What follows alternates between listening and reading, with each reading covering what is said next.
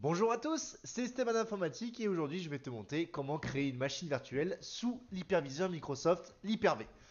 Donc tout simplement, déjà on va commencer par les prérequis. Ouvrez votre explorateur de fichiers. Dans ce PC propriété, on va aller vérifier la version du PC, de l'édition de Windows, pardon. Donc là nous sommes bien sur du Windows 11 professionnel.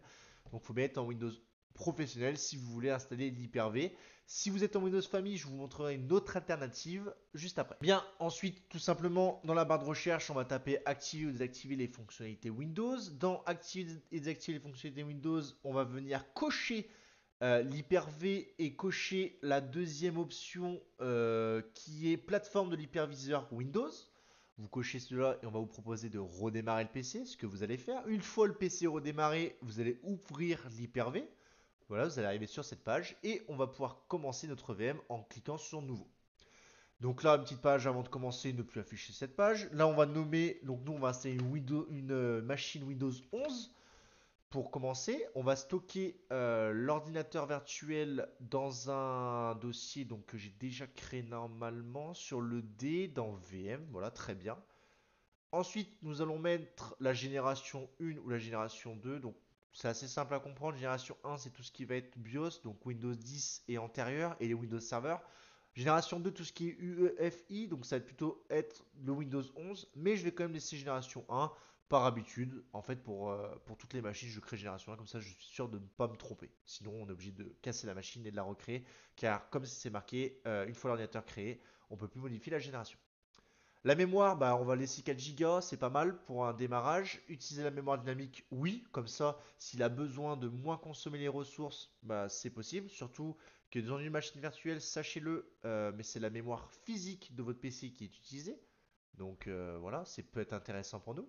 Ensuite, la connexion, bah oui, on veut Internet, donc on va mettre défaut switch. Donc ça va en fait récupérer notre carte réseau et créer une carte réseau virtuelle tout simplement.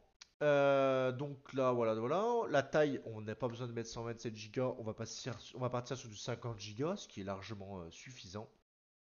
Et on va installer un système d'exploitation. Donc je vais hop, récupérer l'ISO que j'ai tout à l'heure installé. Voilà, donc c'est une ISO un petit peu spéciale car elle est fixée. Ça veut dire que maintenant, si vous voulez créer une machine virtuelle avec l'ISO Windows 11, vous êtes obligé d'avoir une ISO fixée, car il vous demande une vérification TME, machin. J'ai plus la vérification exacte en tête, parce que je passe toujours par cette ISO-là. Mais voilà, là, elle est fixée, donc ils vous demanderont pas le prérequis, la puce TME. Je ne sais plus trop si quelqu'un sait, qu'il n'hésite pas de le dire dans les commentaires. Ça peut être intéressant, ça profite à tout le monde. Voilà, donc voilà. L'ISO date un petit peu, donc voilà, il y a quelques correctifs qui ne sont pas appliqués, mais voilà, elle me sert encore et pour ce qu'on va faire, ça suffit. Si vous souhaitez l'ISO, n'hésitez pas à le dire dans les commentaires, je pourrais vous le partager sans problème. Voilà, et donc maintenant, terminé.